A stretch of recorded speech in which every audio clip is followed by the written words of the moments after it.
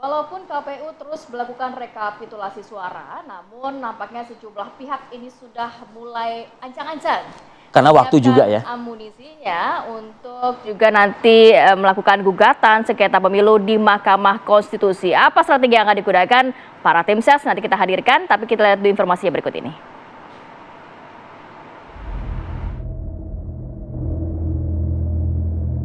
Riuh pemilihan presiden masih tetap bergema. Meski Komisi Pemilihan Umum belum selesai melakukan rekapitulasi suara, namun tim sukses pasangan calon presiden mulai mengambil ancang-ancang untuk menyampaikan gugatan sengketa Pilpres di Mahkamah Konstitusi. Timnas Anies Baswedan, Muhaimin Iskandar, bahkan sesumbar akan menyiapkan 1.000 pengacara untuk gugatan tersebut. Sementara itu, tim pemenangan nasional Ganjar Pranowo Mahfud MD pun bakal menyiapkan 1 polisi yang memimpin daerah alias Kapolda sebagai saksi kecurangan. Tapi hal itu langsung disambut tim kampanye Prabowo Subianto Gibran, Raka Buming Raka. Mereka siap menghadapi jika gugatan sengketa Pilpres bergulir. Bukan persoalan gugatan, bukti kecurangan merupakan poin penting untuk dibuktikan. Lantas, apakah semua itu bisa dibuktikan tim sukses paslon yang akan mengajukan gugatan atau malah kandas karena tidak ada bukti otentik? Tim TV One mengabarkan.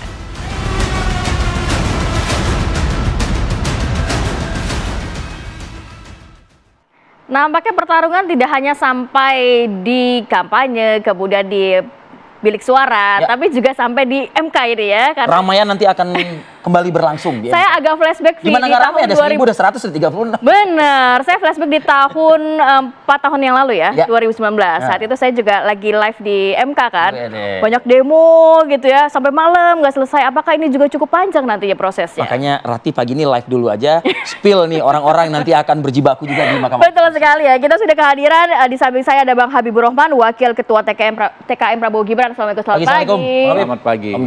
Om Dewan, nggak ada lagi. Dewan Jakarta Timur. Kemudian juga ada Bang Zuhad Aji Firmantoro, tim hukum Anies Muhaimin. Selamat pagi. Selamat pagi, Bang Haji. Selamat pagi. Kemudian juga ada Bang Vincentius Mendrova, kuasa hukum TPN Ganjar Mahfud. Assalamualaikum, selamat pagi. Selamat pagi. Saya mulai dari 01 yang nampaknya pengacaranya paling banyak kalau dihitung-hitung ya. Paling banyak, betul. 1.000 Bang. Ini sebenarnya kenapa sampai sebanyak itu? Kemudian sudah siapkah nantinya poin-poin yang akan disampaikan? Waktunya mepet kan, setelah 20 Maret hanya 3 hari yang diberikan. Ya, itu kan hanya menunjukkan antusiasme orang untuk barangkali melakukan pembelaan terhadap calon presiden kita. Gitu.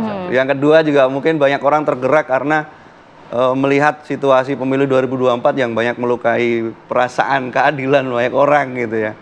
Karena kalau kita lihat dari si jumlah sebenarnya tidak juga naik signifikan dari pertama kali kita membentuk tim hukum ini di bulan Mei 2023. Awalnya berapa?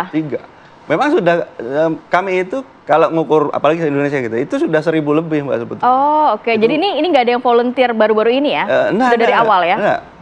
Kalau bahkan menambah itu iya, tetapi tidak lalu signifikan jomplang jauh itu ya. Karena mau masuk MK baru masuk gitu, enggak sebenarnya. Jadi 1.000 advokat ini memang real, tapi itu memang sejak lama pertama kali kita deklarasi juga udah begitu. Oke, tapi ini kita akan berjuang dengan kuantitas atau dengan kualitas? Ya, tentu tetap kualitas. Kalau ngomong hukum itu kan nggak apa namanya. Ini kan berbeda dengan logika elektoral. Seniornya di sini.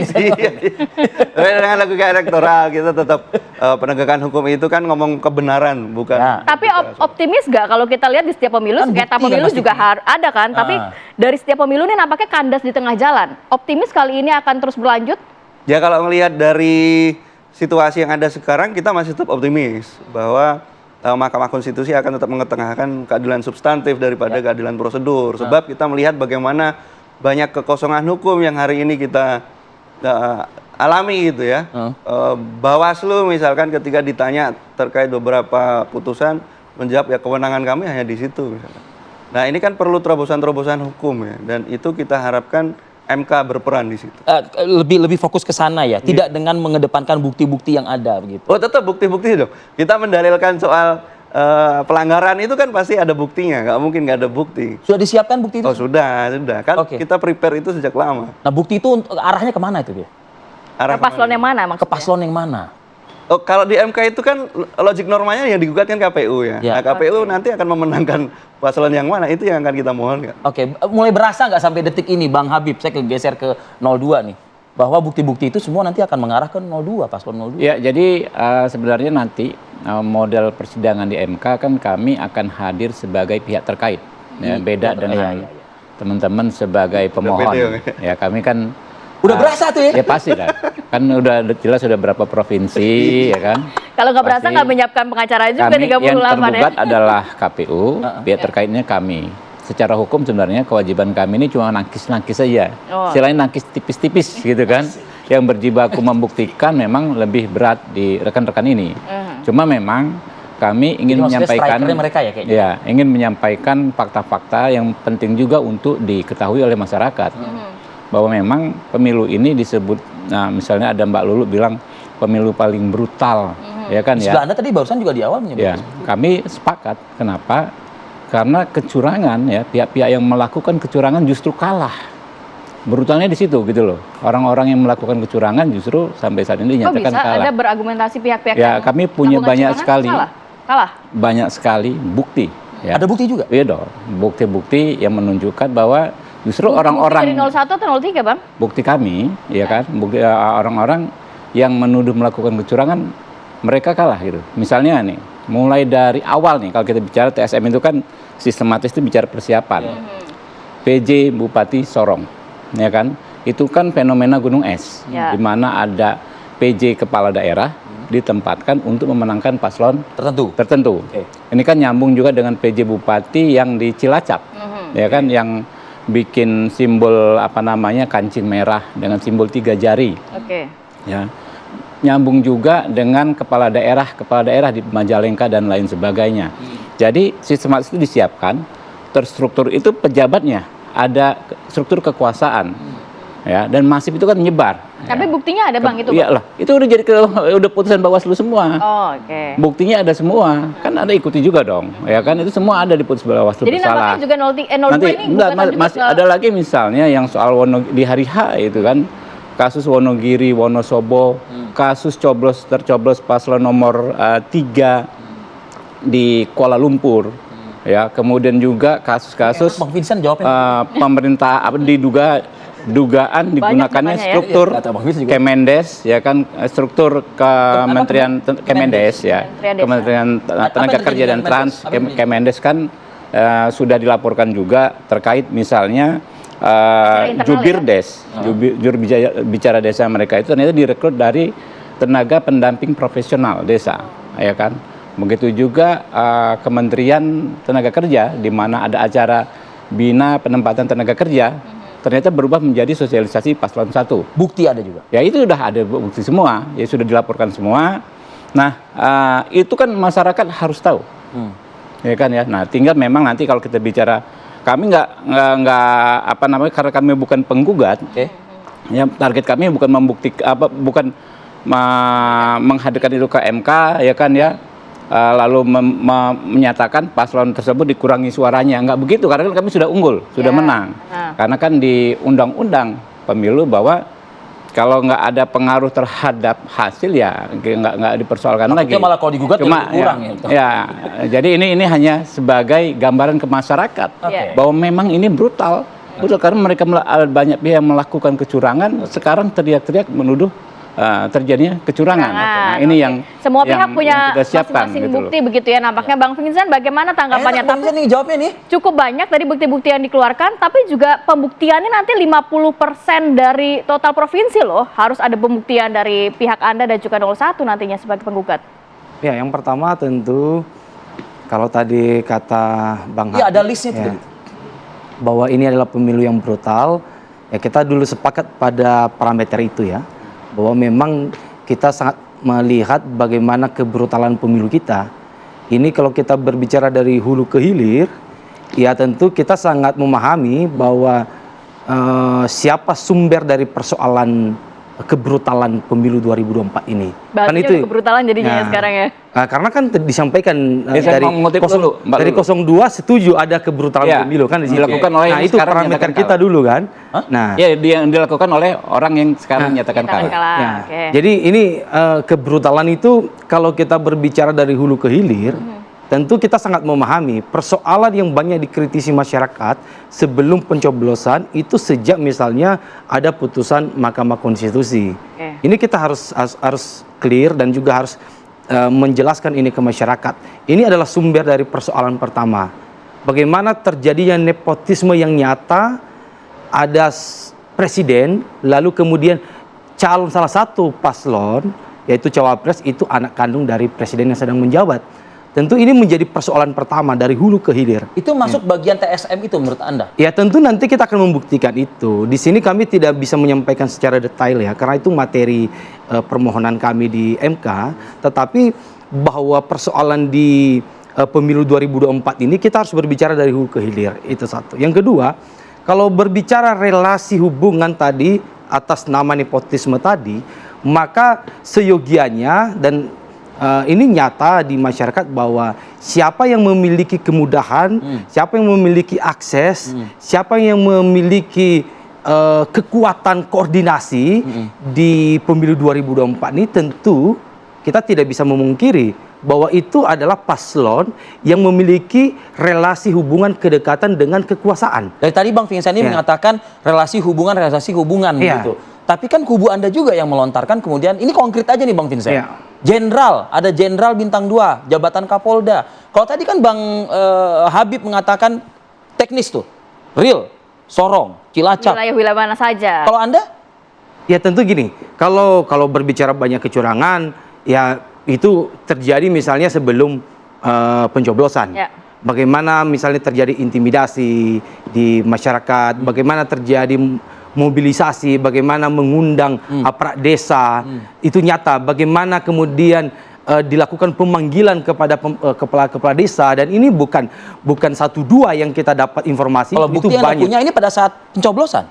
Bagaimana? Kalau bukti yang Anda mau sebutkan ini setelah pencoblosan. Ini sebelum pencoblosan. Sebelum waktu pada masa kampanye, itu kita banyak mendapatkan informasi laporan masyarakat, misalnya keluarga bukan kepala desanya sendiri ya, tapi saudara-saudara dari kepala desa misalnya menginformasikan ke kita bagaimana ada pemanggilan pihak tapi itu apakah hanya 1-2 wilayah, tapi tidak bisa disebutkan TSM dong, terstruktur, sistematif, dan masif bahkan. Kalau kita berbicara bukti, tentu kalau kita mendalilkan TSM itu, maka kita punya bukti yang cukup akurat dan kuat, itu terjadi persebaran di berbagai daerah. Jadi pengerahan massa yang dimaksud oleh kubu Anda itu pengerahan massa yang terjadi di mana? Kalau kita berbicara soal rilis Bawaslu misalnya, ini rilis resmi Bawaslu menyampaikan bahwa ada 2.000 lebih terjadi misalnya mobilisasi. Mobilisasi ada ribuan terjadi intimidasi dan lain sebagainya. Dan ini juga yang akan kita buktikan di MK nanti. Dengan bukti apa nih? Anda akan buktikan nanti di MK itu. Tapi tahan dulu ya Bang Vincent ya, boleh ya? Buktinya apa ya? Oh iya. Kita sepilih nanti sesaat lagi tetap bersama kami di Apa Kabar Indonesia Pagi. Sur kali kita nih ngomong. Sur kali. Oke, kembali lagi di Apa Kabar Indonesia Pagi. Sebelum ke Bang Habib, saya mau lanjut sedikit aja ke Mas Vincent. Tadi kan 2.000 mobilisasi, itu mungkin boleh di-spill lah sedikit.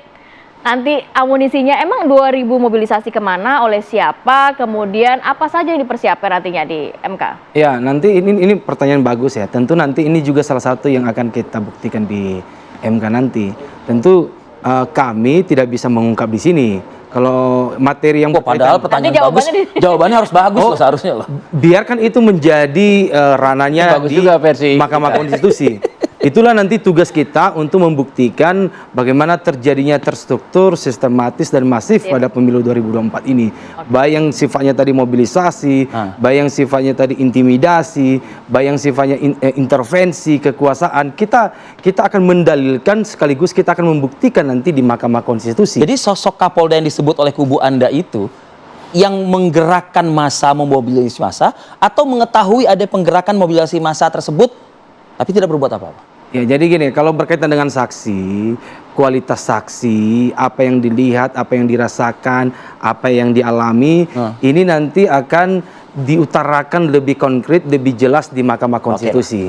Jadi begini, kita berharap, kita tahu bahwa Mahkamah Konstitusi, kalau kita melihat dia ini kan sebagai the guardian of the Constitution ya, sebagai penjaga konstitusi kita, kita berharap di mana kalau tadi saya berbicara dari hulu ke hilir, ada persoalan di hulu tadi. Persoalan hulunya apa? Ya, ini ada putusan MK yang menciderai konstitusi kita, menciderai keadilan masyarakat.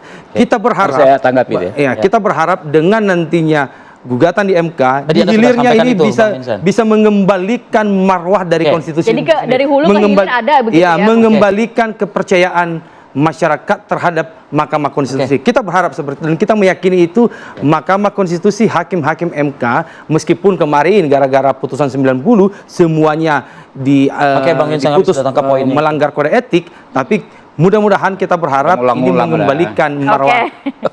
Poinnya sudah ditangkap oleh Bang Habib. Itu kira-kira. Ya, jadi gini, mungkin teman-teman ini kurang mencermati Undang-Undang 7 tahun 2017 dan membaca putusan MK Pilpres PHPU 2019, di mana apa yang disebutkan beliau tadi sebenarnya kan tempat penyelesaiannya memang bukan di Mahkamah Konstitusi, tetapi di Bawaslu, di buku keempat dan seterusnya. Misalnya terkait soal tadi putusan MK, lalu dijadikan dasar seolah-olah cedera sejak hulunya.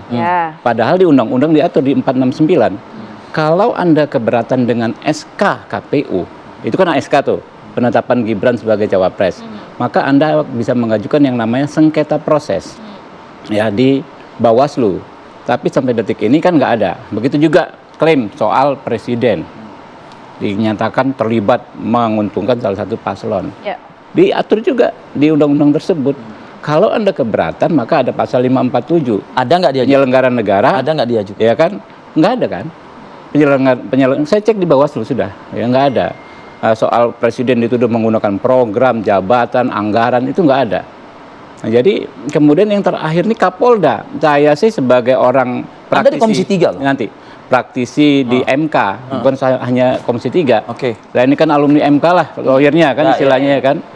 Ketawa aja, kenapa?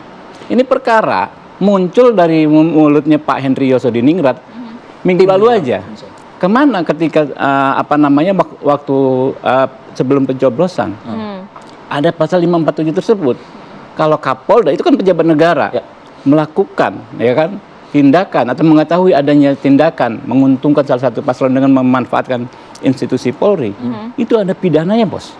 Bukan hanya tindakan administrasi, hukuman administrasi, ada pidananya. Nah, ini kan nggak dipakai. Pidana bagi orang yang melakukannya, ya kan?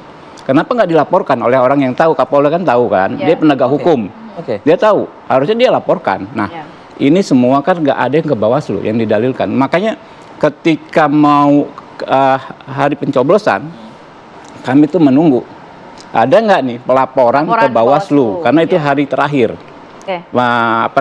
Jatah tenggat waktu pelaporan dan di hari pencoblosan. Hingga ini kan nggak ada. Tapi kan beda dengan 2019. 2014 beda. 2014-2019 kami selaku pemohon di Bawaslu ribut lama, di KPP lama, ya kan, di MK lama. Nah, kalau ini kan nggak ada. Nah, sehingga menurut kami ini sepertinya nih kita nggak underestimate ya. Ya.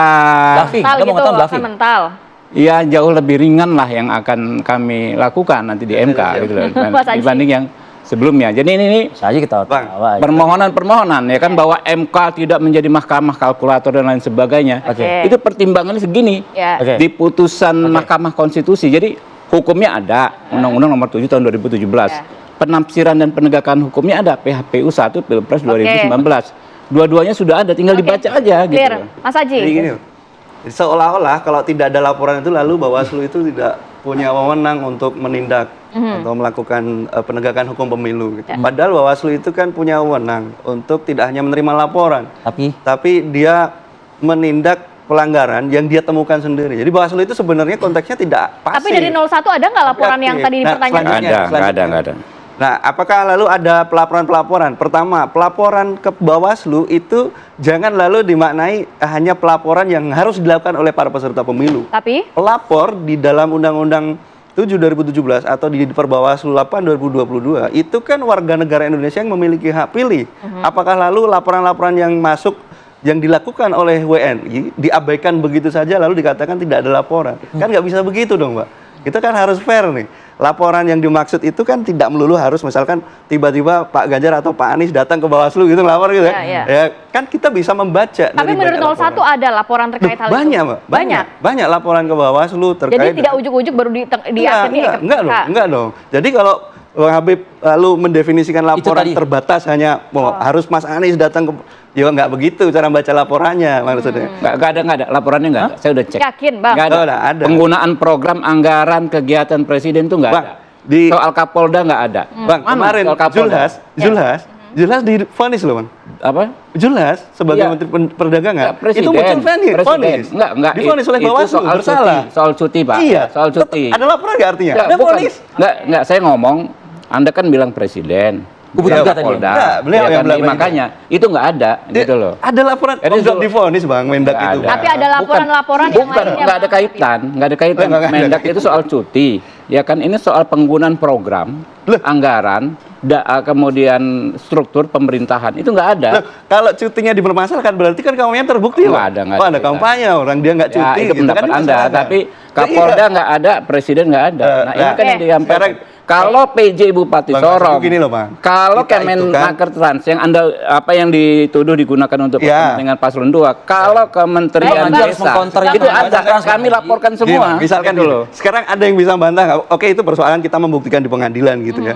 Tetapi fakta-fakta bahwa kemudian bansos itu menguntungkan paslon 02, lalu mobilisasi kepala desa yang terjadi lalu menguntungkan 02. Yang ada sebaliknya. Itu kan kelihatan kasat mata. Loh, kasat mata dari mana?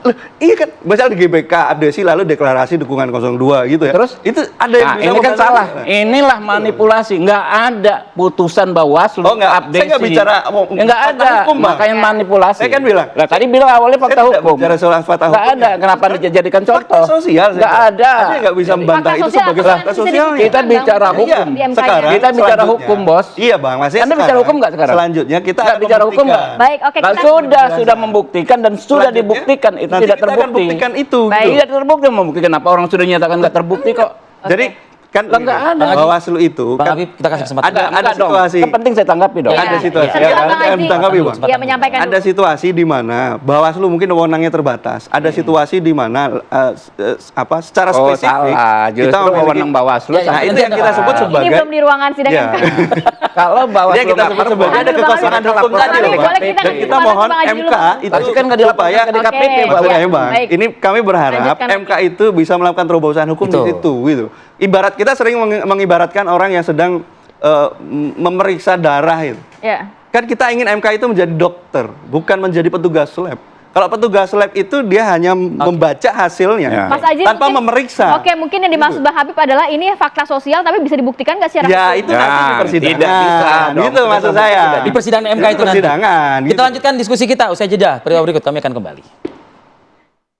Oke. Kita lanjutkan lagi ya perbincangan ini ya. Itu spill aja. Itu tentang bukan cooling down tadi jadi makin panas lagi. Bener nggak? Iya kan? Bener panas lagi kan? Tapi temanya beda, Bang. Saya mau ke Mas Vincent deh, mungkin mau ditambahkan tadi rekan-rekannya di sini. Terkait apa?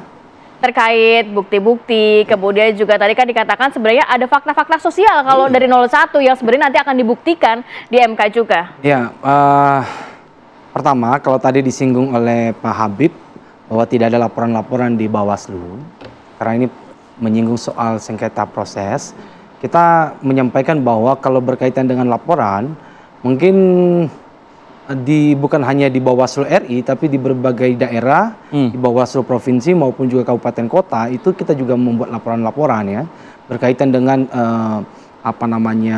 kecurangan, pelanggaran, adanya intervensi dan lain sebagainya. Kita sudah melakukan pelaporan-pelaporan itu di Bawaslu. Memang banyak yang tidak diproses, ada yang diproses, tapi sangat banyak yang tidak diproses. Oleh karena itu, tadi disinggung berkaitan dengan misalnya PHPU 2019 ya. Secara substansi kita punya perbedaan substansi sengketa di 2019 nanti dengan 2024 ini. Ya.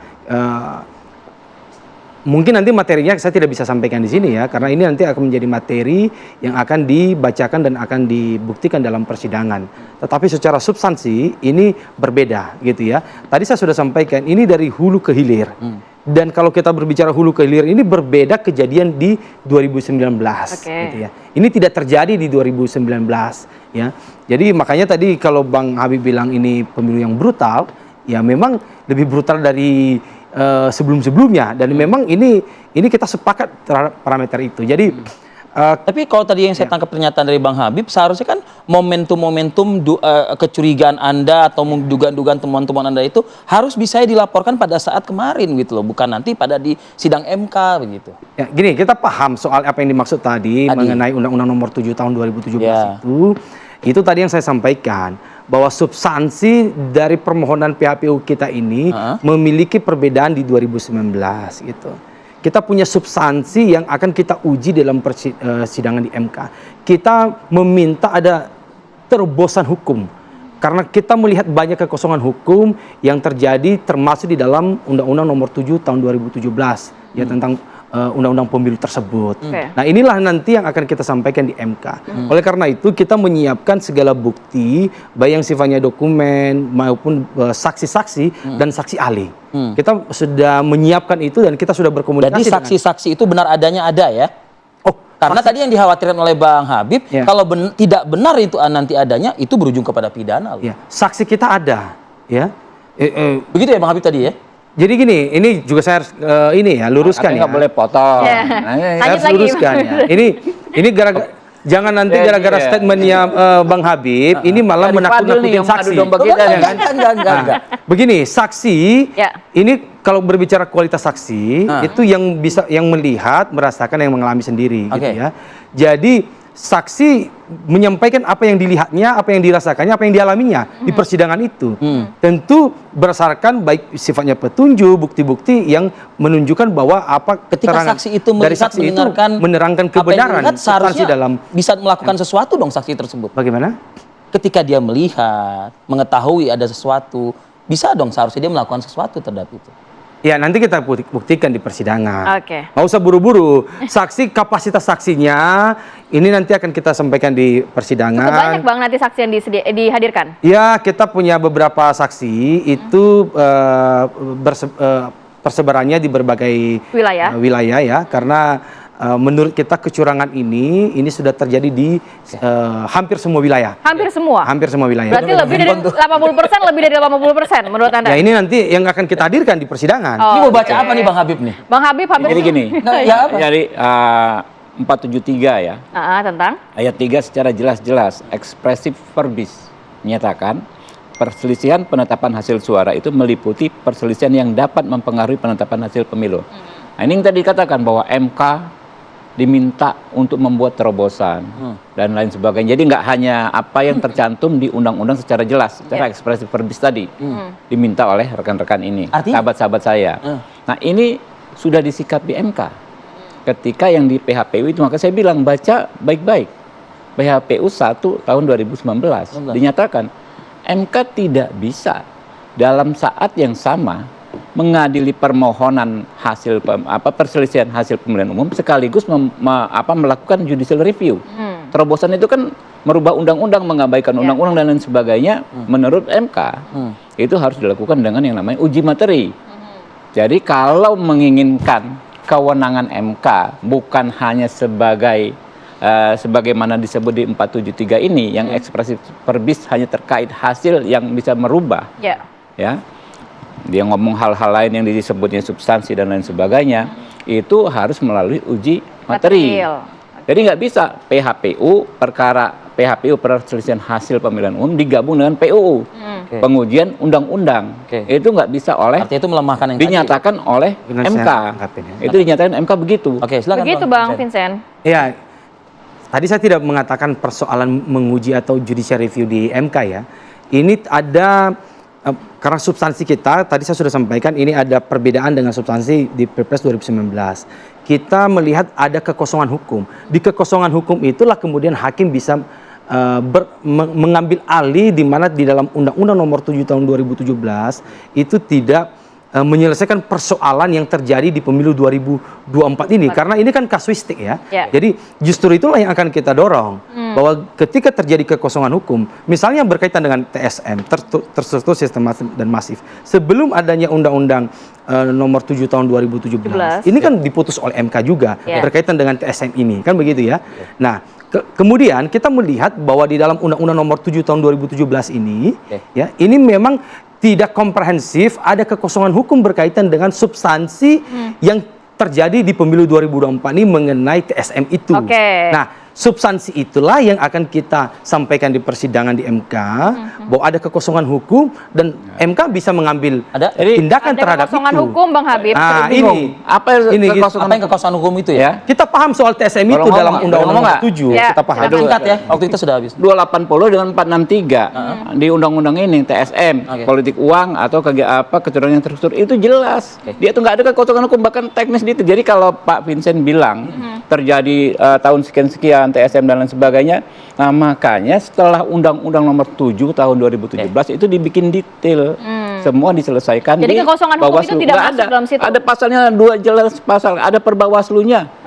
Ya itu apa kekosongan hukum, sudah prakteknya sudah. Kalau gitu kita lihat nanti sikap Hakim MK itu seperti apa ya, mengadili dugaan-dugaan TSM yang akan diajukan oleh 1 dan 3. Termasuk juga 2 mungkin juga akan membela diri terkait dengan kecurangan-kecurangan yang terjadi juga begitu ya. Terima kasih Bapak sudah berkenan hadir. Terima kasih banyak Bapak-bapak. Sehat selalu. Assalamualaikum.